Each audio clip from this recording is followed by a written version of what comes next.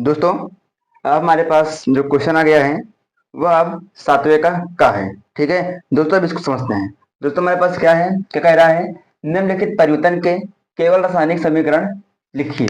हमें ये कह रहा है और हमारे पास यह कुछ क्वेश्चन है। ठीक है, इसको देखते हैं दोस्तों, हम कैसे सॉल्व करते हैं। ठीक दोस्तों, क्या है हमारे पास यहाँ पे कि ब्यूटेन वन नाल से ब्यूटेनोइक अम्ल बनाएंगे। दोस्तों यहाँ ब्यूटेन वन नाल है, दोस्तों क्या करेंगे, यहाँ ब्यूटेन वन नाल क्या होता है, मेरे पास ब्यूटेन होगा CH3 CH2 CH2 and CH3, ये मेरे पास ब्यूटेन हो गया। ठीक, हमसे क्या आ गया 1R, मतलब इसका मतलब है 1 पर OH रहेगा। क्या रहेगा, 1 पर OH रहेगा। तो मैं यहाँ काउंट करता हूँ 1 2 3 4, इसका मतलब यहाँ पे 1 पे क्या, तो यहाँ पे OH लगा देता हूँ। ये हमारे पास क्या हो गया, ब्यूटेनॉल, सॉरी ब्यूटेनॉल हो गया है। ठीक, अब दोस्तों क्या करेंगे, अब बोल रहा है मैं ब्यूटेन नहीं बनाना है। दोस्तों कैसे बनाएंगे, तो जब हम इसकी करिए दोस्तों, हम इसकी पोटेशियम डाइक्रोमेट की उपस्थिति में कराएंगे। ठीक है, जब दोस्तों हम टू CRO7 के उपस्थिति में कराएंगे H2SO4, ठीक है, के साथ ऑक्सीकरण। क्या दोस्तों, ऑक्सीकरण मेन बात करें तो यहाँ पे हम जब हम ब्यूटेन ब्यूटेन वन आल को ऑक्सीकरण कराएंगे, ठीक है, तो हमारे पास क्या बनेगा, ब्यूटेनोइक अम्ल बन जाएगा। CH3 CH2 CH2 and COOH, यह हमारे पास दोस्तों ब्यूटेनोइक अम्ल बन जाएगा। क्लियर दोस्तों, चलिए दोस्तों हमारे पास क्या हो गया, यह है क्वेश्चन हमारे समझ आ गया आपको। ठीक है, अब दोस्तों हम लोग देखते हैं अगले क्वेश्चन चलते हैं। ठीक है दोस्तों, क्या करेंगे यहाँ पे हमारे पास ये हो गया है। दोस्तों अगला हमारे पास क्या है, ब्यूटेन से ब्यूटेनोइक अम्ल, सेम वैसे भी है, ब्यूटेनॉल है, करते हैं CH3 CH2 CH2 and CH2। ठीक, सेम तरह दोस्तों इसमें भी हम कराएंगे K2CR2 या तो CR2 रहेगा। ठीक है, CR2O7 का दूसरे हम क्या कराएंगे, ऑक्सीकरण, क्या कराएंगे, ऑक्सीकरण कराएंगे। वही सेम बनेगा CH3 CH2 CH2 and COOH, हमारे पास ये बन जाएगा। ठीक, हमारे पास क्या हो गया, ब्यूटेनॉल से ब्यूटेनोइक अम्ल कैसे बनेगा दोस्तों, हमारे पास यहाँ पे ऑक्सीकरण कराने पर। क्लियर है, चलिए दोस्तों हमारे पास अगला क्या कह रहा है, 3 नाइट्रोबेंजीन से 3 नाइट्रोबेंजोइक अम्ल बनाना है। ठीक है, हमारे पास कोई क्या है, बेंजीन है,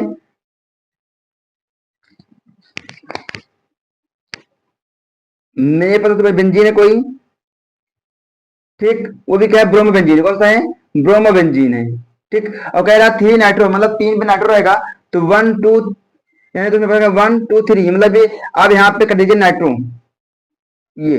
ठीक, 1 2 3 4 5 6। ठीक, तो दोस्तों मेरे यहाँ पे 3 पे नाइट्रो हो गया। क्लियर है, अब इसका करेंगे दोस्तों, जो हमें करना है यहाँ पे 3 नाइट्रो बेंजो बनाना, मतलब यहाँ पे हमें ब्रोमो हटाना है। ठीक है, हमें Br को हटाना है। दोस्तों क्या करेंगे, सबसे पहले हम क्या करेंगे, इसके साथ हम EMG करण क्रिया, इसके मैग्नीशियम के साथ, तो मेरे पास बना देगा, गिरना बना देगा।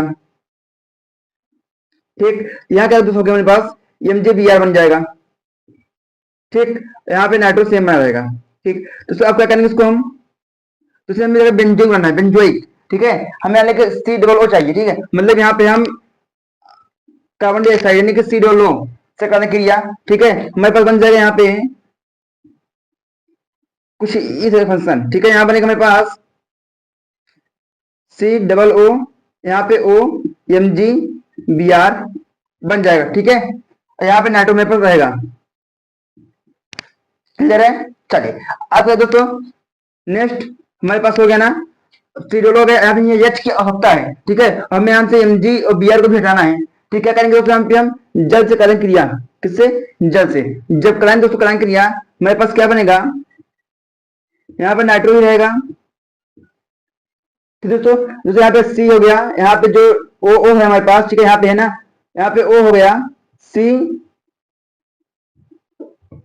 यहाँ पे C हो गया। ठीक, तो हम ये चीज को अलग करेंगे, तुम्हें पता है कि जो मेरा H2O होता है वह क्या होता है, H+OH- टूटता है। ठीक है, ये होता है। तो सब में यहाँ पे देखिए हम क्या करेंगे, CO है ना, इसको तो हम करेंगे यहाँ पे हम देते हैं OH देते हैं, ये तो मेरे पास क्या बन गया, ये हो गया। और जो ये चीज दोस्तों इसको दे देंगे, हमारे पास बन जाएगा, यहाँ बनेगा प्लस करके OH Mg, यहाँ पे Br बना देगा। ठीक, और दोस्तों ये हमारा जो रूप है ये वाला, ठीक है, ये हमारा COOH का रूप है। क्लियर है, हमारे पास 3 नाइट्रो बेंजीन बेंजोइक का ये हमारे पास बन गया है। ठीक, आप इसको देख लीजिए, कोई समस्या हो बताइएगा। कोई स्टेप में नहीं कटा हूं, मैंने स्टेप स्टेप बताया है, मेंशन कराया, ये बन गया। हमें चाहिए सी डॉलर वर्ष के लिए, हमने इसको दिया, इसको हटाने के लिए हमने जैसा करा किया, हमारे पास ये अच्छा स्टेप बन गया। क्लियर है? चलिए अब देखते तो मैं अलग से की ओर, मेरे पास क्या है यहाँ पे बेंजील अल्कोहल से फेनिल एथेनॉल बनाना है। ठीक है, तो क्या यहाँ करेंगे हम लोग, बेंजील है, बेंजीन एल्कोहल है, ठीक, हमें क्या बनाना है फेनिल एथेनोइक। ठीक है, हमें फेनिल एथेनोइक अम्ल की आवश्यकता। दोस्तों क्या करेंगे, हमें ध्यान देखिए, ठीक है, क्या करते हैं दोस्तों, पहले तो क्या करते हैं यहाँ पे हम थायोनिल क्लोराइड के साथ करते हैं क्रिया। ठीक, तो करेंगे दोस्तों, मेरे पास यहाँ बनेगा,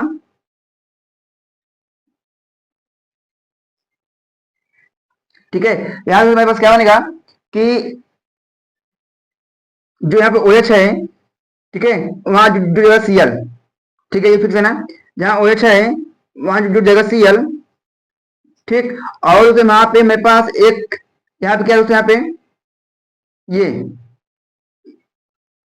Cl है, इसका H मिल जाएगा तो ये Cl बना देगा, यहाँ पे O है, O मिलकर बना देगा SO2 बना देगा, ये दोनों बाहर निकल जाएंगे। बस मैं आपको देखिए कैसे, हमारे पास यहाँ से मैं OH निकाला है, ठीक है, मेरे पास ये एक बचा था, हमने इसको दिया तो ये Cl बनेगा, इसको दिया तो हमारे पास SO2 बन गया। ठीक है, ये चीज इतना चीज बाहर निकल जाएगा। दूसरा आप क्या आगे, दूसरा हम करते हैं, यहाँ पर हम केस CN से करते क्रिया, किससे, के CN से। दोस्तों क्या होगा कि यहाँ पे KCl बाहर निकल जाएगा और यहाँ बना देगा हमारे पास कुछ ये स्टेप में ये लिया। ठीक है, हो गया। जैसे देखिए दोस्तों आगे क्या करते हैं हम लोग, इसमें आगे स्टेप में H2O से करते हैं क्रिया जल से, तो क्या दोस्तों हमारे पास बनेगा, दोस्तों हमारे पास यहाँ पे जो H2O है वो H प्लस और OH टूटेगा। ठीक, हमें यहाँ चाहिए COOH चाहिए, COOH चाहिए। ठीक है, तो इसका मतलब हमें जल की 2 चाहिए। ठीक है, यहाँ क्या हो गया, हमारे पास जो हाइड्रोजन है वो 4 हो जाएगा और ऑक्सीजन 2 हो जाएगा। ठीक, ये बनेगा। तो करते हैं, मेरे पास क्या बनता है, ये बन गया और यहाँ से मेरा C हो गया और डबल O ले लिया। ठीक, H कमी है, हमने इससे मांगा, ये हो गया हमारे पास। ठीक, अब इसके पास यहाँ पे 3 BH है, जो मेरे पास जो N है नाइट्रोजन और ये H मिल करके बना देगा NH3। तो दोस्तों हमारे पास यह स्टेप बन जाएगा। ठीक है, ध्यान रख लीजिए, कोई हमने कमी नहीं किया इसमें से, स्टेप बाय स्टेप चला। तो सर मैं यहाँ देखिए फेनिल एथेनोइक, मतलब यहाँ पे ऊपर हमें एथेनोइक बना था। ठीक है, हमें इसी सोचा, पहले हमने क्या किया, थायोनिल क्लोराइड लिया, वहां से Cl दिया, Cl दिया तो आसानी से हमें पता है जो KCl है तो आसानी निकलता है, हमने दिया। हमने KCl इसलिए लिया क्योंकि हमें पता है जो इसके साथ में चाहिए कार्बन, हमें एक कार्बन चाहिए था, तो हमने इससे मांग लिया, मेरे पास 7 जाएगा स्टेप, बनने के बाद स्टेप स्टेप कर दिया, हमारे पास ये आपका प्राप्त हो गया। ठीक है, तो ना हर स्टेप को समझेगा आसानी से तो अच्छे से वो कंप्लीट हो जाएगा। ठीक है, समझना है। अगर मेरे पास क्या आता है, एसिटिक अम्ल से एस्टेमाइड बनाना है। ठीक है, करते हैं एसिटिक अम्ल, CH3COO H plus NH ammonia, देखो हम इसका कराएंगे हम लोग। ठीक है, तो मैं बनेगा, ठीक है, तो पता है अमोनिया साथ। ठीक, दोस्तों करते हैं, हमारे पास यहाँ क्या बनाएगा, CH3COO हो गया, और इसमें मेरे पास क्या बनता है, यहाँ पे CH3COO। ठीक, यहाँ H है, ये बना, तो हमारे मेरे पास NH4 का। ठीक, देखिए H यहाँ पे NH3 है। ठीक है, हमारे पास स्टेप बांधेगा। दोस्तों हम आगे क्या करेंगे, दोस्तों अगला करते हैं इसी में, इसी दोस्तों हम लोग शुष्क आसवन, शुष्क आसवन कराएंगे। दोस्तों जब इसको हम शुष्क आसवन कराएंगे, हमारे पास ये क्या बन जाएगा यहाँ पे। ठीक है, हमारे पास यहाँ क्या बनाए देखेंगे अच्छे से, CH3COO, ठीक है, CH3COO, उससे यहाँ से निकलेगा NH2 बन जाएगा, निकलेगा यहाँ से मेरे पास में H2 है, H2 है, यहाँ पे O है, तो बनेगा मेरे पास H2O, ये बाहर निकाल देगा। क्लियर है, देख लीजिए अच्छे से, एसिटिक अम्ल अमोनिया NH4 बना अमोनियम, तो उसको आसन करा हुआ, इसमें से मेरे पास जल बाहर निकलेगा। ठीक है, और जल बाहर निकल गया दोस्तों, शुष्क सोवन का मतलब होता है इसे सुखाना। हमने जल को निकाल दिया, सूख गया, मेरे पास ये बच जाएगा सामने। ठीक, देख लीजिए अच्छे से। ठीक है, अच्छा देख लेंगे अच्छे से, आपको कोई समस्या हो बताना। ठीक है, देख लीजिए अच्छे से।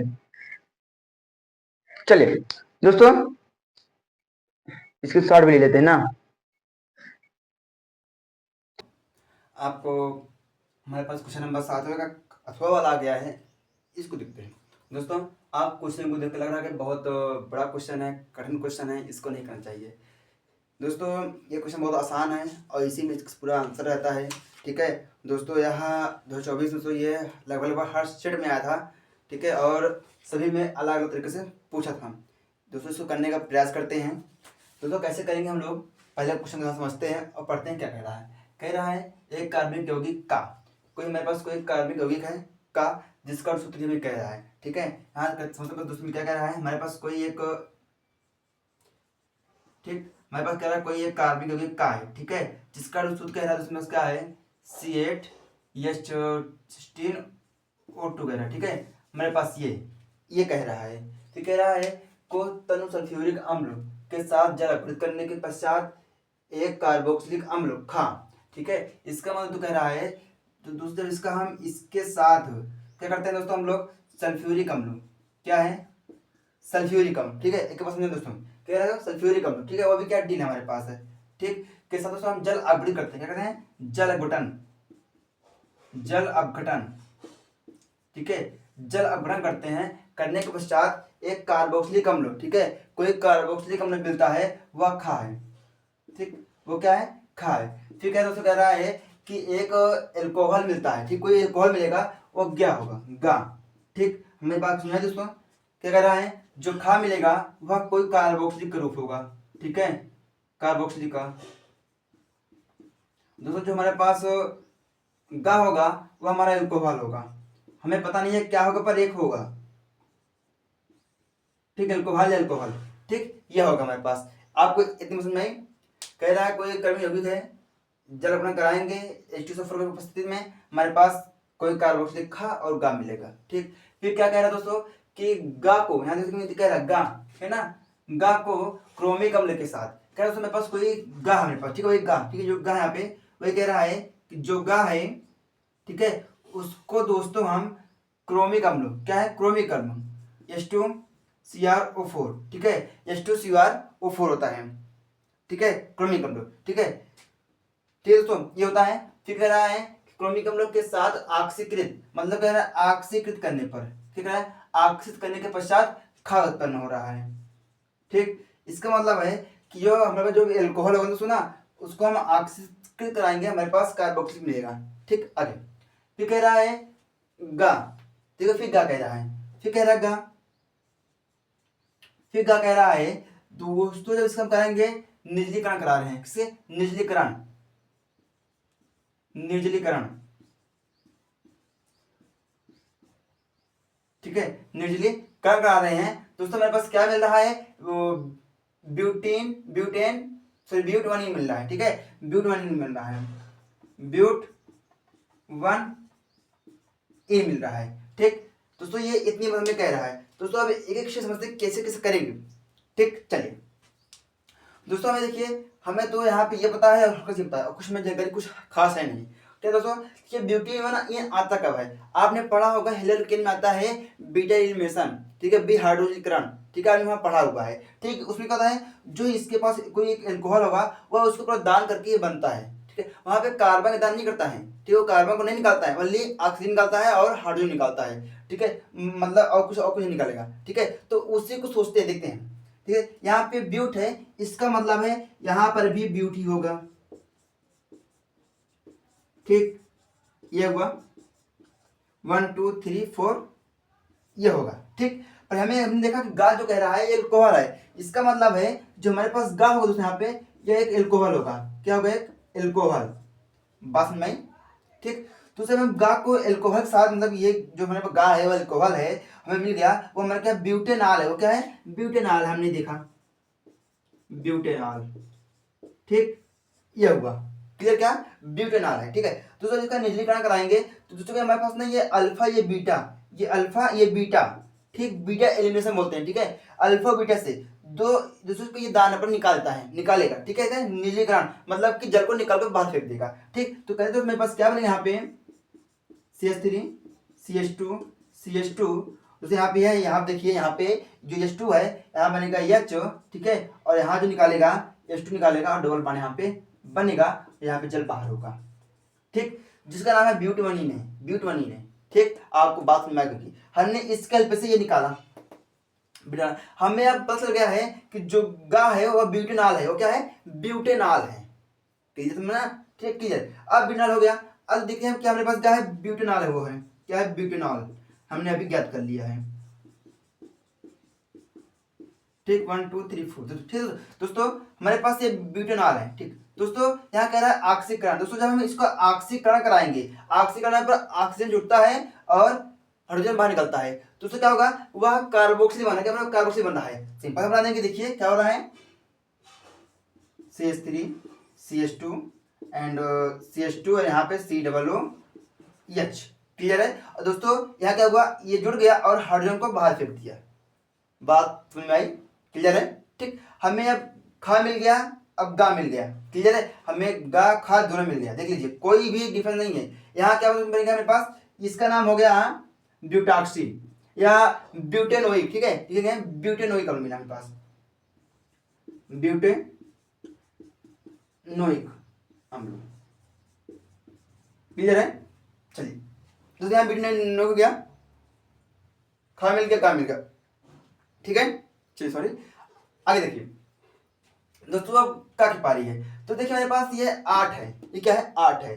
तो यहाँ पे क्या बन सकता है, देखिए यहाँ पे देखिए 8 है, C8 है, मतलब यहाँ पे कोई ऑक्टो बनेगा, ये 8 कार्बन का है, ठीक है। और तो यहाँ पे 2 ऑक्सीजन है, तो इसका मतलब कुछ ना कुछ तो बात होगी, देखते हैं।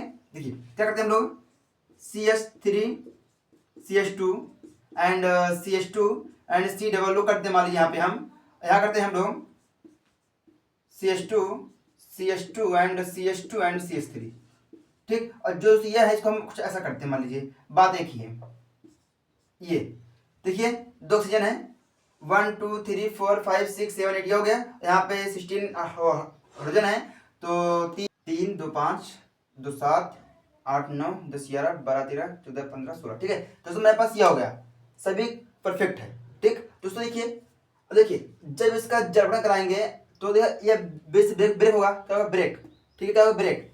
देखिए यहाँ से समझिए, ब्रेक होगा, जल ग्रहण H ये होता है और तोड़ेंगे H प्लस OH माइनस बनेगा, OH माइनस बनेगा, ठीक है। जैसे यहाँ से हम इसको ब्रेक करेंगे यहाँ से, तो ये क्या H इसको दे देगा, तो ये बना देगा, ठीक है, जो हमने यहाँ बनाया हुआ है, ठीक है। और मेरे पास और OH L को बना देगा, आपका बात समझ के मेरे पास ये बनेगा। इसका नाम क्या दोस्तों, इसका नाम बनेगा, इसका नाम होता है क्या है, ब्यूटिल ब्यूटानोएट, ठीक है, ब्यूटिल ब्यूटानोएट, ठीक दोस्तों। तो देखिए हमारे पास ये का मिल गया है, हमारे पास ये खा हो गया, ये हमारे पास गा हो गया। ये दोस्तों हमने आसानी से आपको ये कंप्लीट करा दिया, ठीक है। इसको अच्छे समझ लीजिए, जहां ना आए एक बार वीडियो को फिर देख लेना, आपको पूरी बात समझ में आ जाएगी, ठीक है। देख लीजिए हमने कुछ नहीं किया है, हमने यहाँ ब्यूटीन लिखा, ब्यूटीन हो गया। हमें पता है नीलीकरण कराएंगे तो मान ली हाइड्रोजन ऑक्सीजन ये दोनों क्या होते हैं, पूरा बाहर निकलते हैं, ठीक है, अल्फा और बीटा से, ठीक है। तो देखिए हमने पास इसका मतलब ये ब्यूट है, यहाँ ब्यूट रहेगा, यहाँ ब्यूट रहेगा, वो भी एल्कोहल है, तो हमने एल्कोहल कर दिया, ठीक। हमने बताया भी आपसे कि कैसे निकला।